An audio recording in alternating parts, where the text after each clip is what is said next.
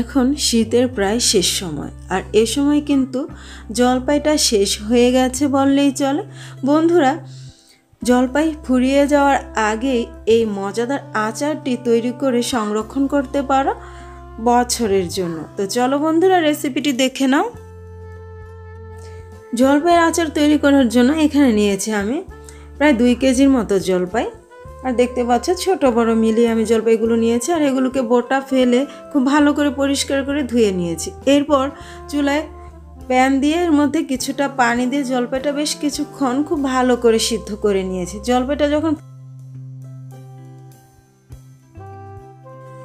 এবার জলপাইগুলো সামান্য ঠান্ডা হলে আমি একটু ম্যাশ করে নিয়েছি। দেখতে পাচ্ছ বন্ধুরা, খুব ভালো করে জলপাইগুলোকে ম্যাশ করে নিয়েছি। আর বিচি সহ কিন্তু এই আচারটা তৈরি করব, যার জন্য বিচিগুলো কিন্তু আমি সাথে রেখে নিয়েছি। এবার চুলায় একটি প্যান বসিয়ে দিয়েছি। এবার এর মধ্যে দিয়ে দেব প্রায় 2 কাপ পরিমাণ সরিষার তেল। আজকে আমি এই আচারটি সরিষার তেল দিয়ে করছি। তোমরা চাইলে কিন্তু তেল ছাড়াও আচারটা তৈরি করতে পারো। তেল ছাড়াও কিন্তু আমার চ্যানেলে আচারের রেসিপি রয়েছে, দেখে নিতে পারো। এবার তেলের মধ্যে দিয়ে দিলাম কিছু তেজপাতা, এলাচ আর দারচিনি। এতে করে খুব সুন্দর একটা কিন্তু ফ্লেভার অ্যাড হবে আচারের মধ্যে। সাথে দিয়ে দিলাম 1 চা চামচ পরিমাণ গোটা 5 ফোড়ন। এই তো 5 ফোড়নটা দিয়ে একটু নেড়ে চেড়ে নিচ্ছি। যখন এই মশলাটা একটু ভাজা ভাজা হবে আর ঘ্রাণ আসবে, তখন আমি এর মধ্যে অ্যাড করে দিলাম 1 টেবিল চামচ পরিমাণ আদা রসুন বাটা। কেউ চাইলে আদাটা স্কিপ করতে পারো,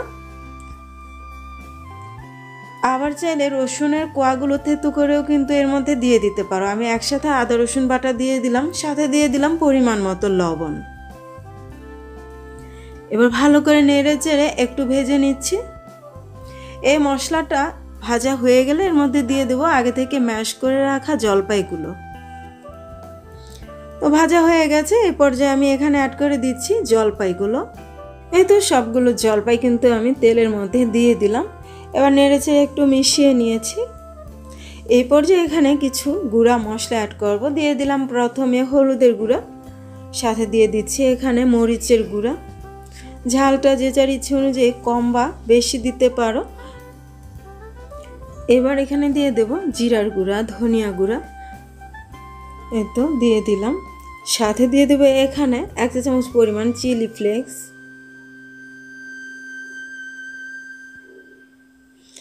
এখানে দিয়ে দিচ্ছি এবার 5 ফোড়নের গুঁড়া,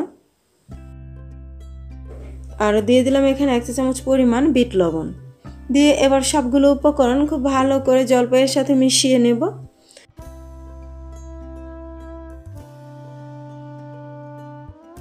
এই তো সবগুলো মশলা খুব ভালো করে মিশিয়ে নিয়েছি। এরপর এর মধ্যে অ্যাড করে দিচ্ছি 2 কাপ পরিমাণ চিনি। এই তো চিনিটা দিয়ে দিয়েছি। এবার চিনিটা খুব ভালো করে জলপাইয়ের সাথে নেড়েচেড়ে একটু মিশিয়ে নেব। এরপর অল্প আঁচে এই আচারটাকে জাল করে নিতে হবে। চিনিটা গলে গেছে। এই পর্যায়ে এর মধ্যে কিন্তু খুব সুন্দর একটা কালার অ্যাড হয়েছে, দেখতে পাচ্ছ বন্ধুরা। এখন এখানে অ্যাড করে দেব আরও কিছুটা 5 ফোড়নের গুঁড়া, সাথে দিয়ে দিলাম একটু গরম মশলার গুঁড়া। এবার দিয়ে দিচ্ছি এখানে প্রায় 3-4 টেবিল চামচের মতো ভিনেগার। আচারটা অনেক দিন পর্যন্ত ভালো রাখতে চাইলে অবশ্যই ভিনেগারটা অ্যাড করবেন। এতে করে আচারটা কিন্তু প্রায় বছর পর্যন্ত ভালো থাকবে ফ্রিজের বাইরেই। নেড়েচেড়ে ভিনেগারটা মিশিয়ে নিলাম। আর দেখতে পাচ্ছ আরও প্রায় 20-25 মিনিটের মতো আমি জাল করে নিয়েছি। আর আচারটা দেখতে কতটা লোভনীয় হয়েছে, একেবারে ভাজা ভাজা হয়ে গেছে। এ পর্যায়ে কিন্তু আচারটা একেবারে কমপ্লিট হয়ে গেছে। এবার চুলাটা অফ করে দেব। আর কিছুটা ঠান্ডা হলে আমি কাচের বয়ামে করে আচারটা সংরক্ষণ করব। এই আচারটা খেতে কিন্তু অনেক বেশি লোভনীয়। বন্ধুরা, জলপাই প্রায় শেষ পর্যায়ে, এ পর্যায়ে কিন্তু এই আচারটা তৈরি করে রেখে দিতে পারো আর বছর জুড়ে খেতে পারো খুবই মজা করে।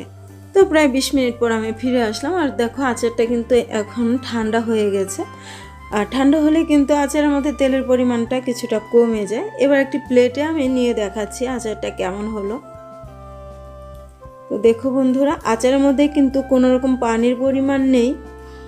কাজে এই আচারটা কিন্তু ফ্রিজের বাইরে অনেক দিন পর্যন্ত খুবই ভালো থাকবে। আর দেখো আচারের ফাইনাল লুকটা কতটা সুন্দর আর লোভনীয় হয়েছে।